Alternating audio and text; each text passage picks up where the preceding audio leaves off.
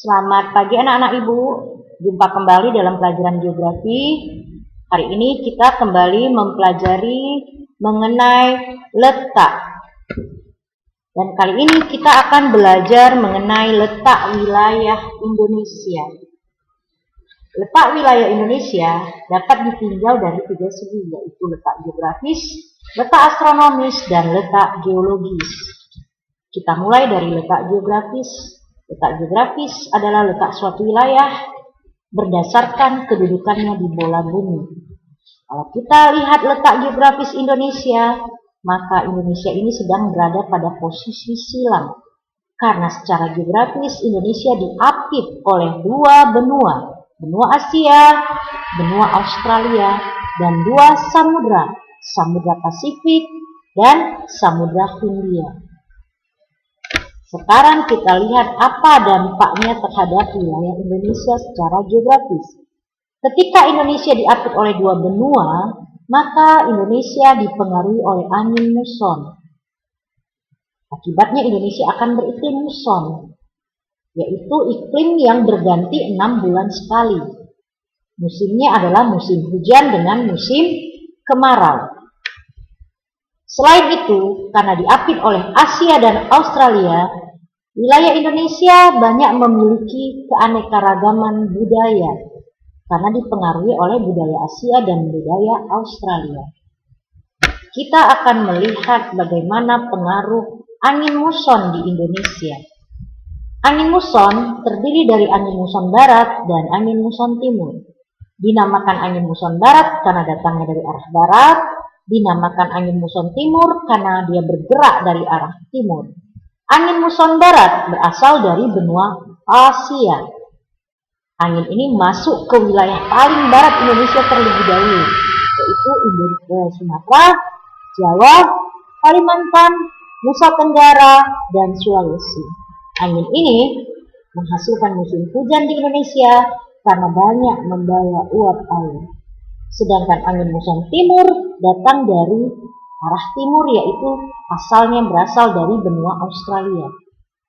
Angin ini bagi sebagian kecil wilayah Indonesia memang mengalami musim hujan seperti Papua. Tapi untuk sebagian wilayah Indonesia ketika angin muson berhembus, angin muson timur berhembus, sebagian besar wilayah Indonesia mengalami musim kemarau. Jadi angin muson barat menghasilkan musim hujan, angin muson timur menghasilkan musim kemarau. Apa dampak Indonesia dipengaruhi oleh dua samudra? Dampaknya adalah Indonesia menjadi jalur lintas internasional, berdampak terhadap perdagangan Indonesia. Tapi di balik itu Indonesia juga rawan terhadap peredaran barang-barang terlarang, seperti penyebaran narkotika dan barang-barang ilegal lainnya. Berikutnya adalah letak astronomis. Letak astronomis adalah letak suatu wilayah berdasarkan garis lintang dan garis bujur. Secara astronomis, Indonesia berada di 6 derajat lintang utara sampai 11 derajat lintang selatan, 95 derajat bujur timur sampai 141 derajat bujur timur. Itu artinya secara astronomis Indonesia berada di 3 belahan bumi, utara, selatan, dan timur. Wilayah paling utara dan paling barat Indonesia adalah Pulau W.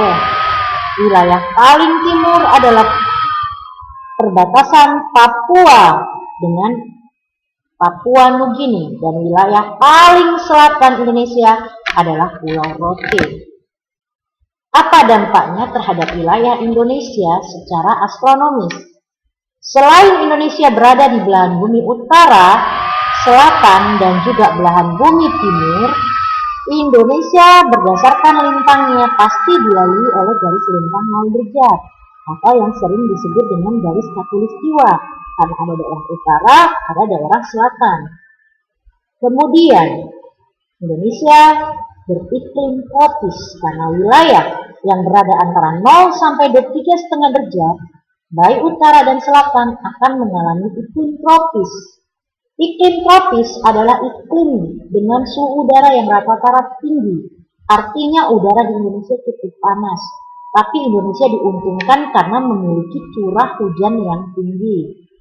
Sedangkan berdasarkan garis bujurnya, Indonesia terbagi atas 3 daerah waktu. Ini dihasilkan dari selisih antara 141 ke 95 dikurangi dapatlah 46 derajat. Dibagi 15. Kenapa dibagi 15? Karena setiap 15 derajat beda waktunya 1 jam. Dapatlah hasilnya 3 jam. Sisa 1 derajat. 1 derajat ini 4 menit. Itulah sebabnya Indonesia terbagi atas daerah waktu Indonesia Barat, Indonesia Timur, dan Indonesia Tengah. Sekarang letak geologis. Letak geologis adalah letak suatu wilayah berdasarkan susunan batuan wilayah tersebut. Di peta, kamu akan melihat ada warna merah di dalamnya. Warna merah di dalam wilayah peta ini adalah daerah-daerah yang memiliki gunung-gunung api yang aktif. Karena secara geologis Indonesia dipengaruhi oleh 2 sirkum. Sirkum artinya pegunungan muda. Sirkum Pasifik dan sirkum Mediterania. Sirkum Pasifik berasal dari Samudra Pasifik, asal awalnya dari benua Amerika. Sirkum ini mempengaruhi 2 wilayah Indonesia, yaitu Sulawesi dan Kalimantan. Sedangkan sirkum Mediterania mempengaruhi wilayah Indonesia lainnya, berasal dari benua Eropa. Wilayah yang dipengaruhi adalah Sumatera, Jawa, Bali, Nusa Tenggara, dan akhirnya berhenti di Kepulauan Maluku.